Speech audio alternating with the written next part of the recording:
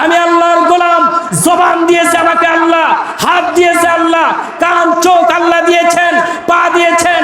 আল্লাহর কথা বলা ছাড়া মানুষকে খুশি করার জন্য কোনো কথা আমি বলতে চাই না। ইমামদের এরকমই হতে হবে। যে ইমাম এরকম হবে না, আল্লাহর দরবারে ওই ইমামকে আগে দাঁড় করাবেন আল্লাহ রাব্বুল আলামিন। দায়িত্ব দিয়েছিলাম, আল্লাহর হক কথা কোরআনে বলে নাই, ইমামতি চলে যাবে, ওই ইমাম আগে জাহান্নামে যাবে। ভালো করে শুনুন। এই জন্য আল্লাহর বিধান পালন করার জন্য যা করা দরকার, আল্লাহর জমিনে আল্লাহর আইন চালু করার জন্য যা করা দরকার তাই করার জন্য প্রস্তুতি গ্রহণ করেন। আল্লাহ রাসূল বলেন, এই মূল মানসিকতা ছাড়া কেউ যদি মারা যায়, মাতা মাইতা জাহিলিয়া, তার মৃত্যু হবে হলো জাহিলিয়াতি মৃত্যু। আর যার মৃত্যু জাহিলিয়াতি হবে, সে কি জান্নাতে যাবে? জাহান্নামে চলে যাবে। আপনারা জানেন আল্লাহ রাসূল সাল্লাল্লাহু আলাইহি ওয়াসাল্লামের জামানায় একজন সাহাবী জিহাদের ফজিলত শোনার পরে উনি খেজুর খাচ্ছিলেন, খেজুর ছুঁড়ে ফেলে দিয়েছিলেন। জিহাদের ময়দানে গেছেন, এক ওয়াক্ত নামাজ পড়েন নাই, জিহাদের ময়দানে চলে গেছেন, যাওয়ার পরে নামাজ পড়ার সুযোগই পায় নাই।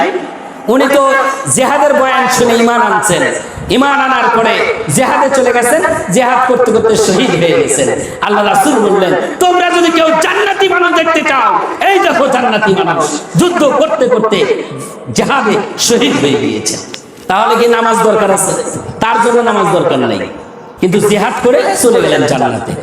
জামাত, আপনার নামাজ, রোজা, হজ, যাকাত এগুলো তো করতে হবেই, কিন্তু মূল কাজটা হলো আল্লাহর জমিনে আল্লাহর আইন চালু করা। এই যে আল্লাহর আইন চালু করবেন, এই নিয়ত যদি অন্তরে না থাকে, আপনার আকীদাই ঠিক নাই, আপনার নামাজ, রোজা, হজ, যাকাত এগুলো কিচ্ছু হবে না। সম্মানিত হাজিরিন, এখন আমি যেটা বলতে চাই, একটা মাস রোজা রেখেছেন, কেউ কি কোনোদিন দুধ দিয়ে পানি খাইছেন? কেউ কি ঘরে দরজা দিয়া এক লোকমা ভাত খাইছেন? কার ভয়ে? কার ভয়ে? রমজান মাসে যেভাবে আল্লাহকে ভয় করেছেন, আমি আপনাদের প্রতি উদাত্ত আহ্বান জানাতে চাই, সারা 11টি বাকি 11টি মাস, এই 11টি মাস ওইভাবে আল্লাহকে ভয় করবেন। আল্লাহর একটা বিধান রোজা, 500 বিধানের মধ্যে এক বিধান মানতে যেরকম আপনার ভয় অন্তরে ঢুকেছে, অন্যান্য বিধান যদি আপনি ওরকম অন্তরে ভয় নিয়ে পালন করেন, তাহলে আপনি একজন জান্নাতি মানুষ। আল্লাহুম্মা আমিন বলেন। সম্মানিত হাজিরিন, এখন আমি নামাজের কথা বলতে চাই। আল্লাহ রাসূল সাল্লাল্লাহু আলাইহি ওয়াসাল্লাম হুঁশিয়ার করে বলে দিয়েছেন, লা তাতরুকু সালাতান মাকতুবাতান মুতাআম্মিদান ফামান তারাকাহা মুতাআম্মিদান বারাত মিনহুমুজ যাম্মা যাম্মাতুল্লাহি ওয়া রাসূলিহি। আল্লাহ রাসূল ভয়ঙ্কর হাদিস বলেছেন, যেই ব্যক্তি ইচ্ছাকৃতভাবে এক ওয়াক্ত নামাজ ছেড়ে দেবে, ভালো করে শুনেন, যেই ব্যক্তি ইচ্ছাকৃতভাবে মাকতুবাতান মুতাআম্মিদান ফরজ নামাজ এক ওয়াক্ত ইচ্ছাকৃতভাবে ছেড়ে দিবে, তার পরিণামটা কি? আল্লাহ রাসূল সাল্লাল্লাহু আলাইহি ওয়াসাল্লাম বলেছেন, বারাত মিনহুমুজ যাম্মা যাম্মাতুল্লাহি ওয়া যাম্মাতু রাসূলিহি।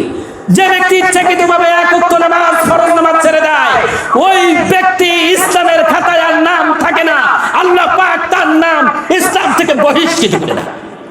নাউজুবিল্লাহ। আপনারা কি এটা চান? এক ওয়াক্ত নামাজ ইচ্ছাকৃতভাবে ছেড়ে দিবেন? ওয়াজ বেশি করার দরকার নাই, যে মানবে তার জীবনে একটা হাদিস পালন করা যথেষ্ট। হাজার হাজার লক্ষ লক্ষ হাদিস শুনবেন, একটাও পালন করবেন না, 4 পয়সার দাম নাই। একটা হাদিস বললাম, একটা হাদিস শুনবেন, আপনার অনেক দাম আছে। সম্মানিত হাজিরিন, আমি আপনাদেরকে আরো একটু উদাত্ত আহ্বান জানাতে চাই। আজকে দেখেন, ঈদের আগে মাঠে ঘাটে কি একটা অবস্থা, আপনার বাজারে কি অবস্থা।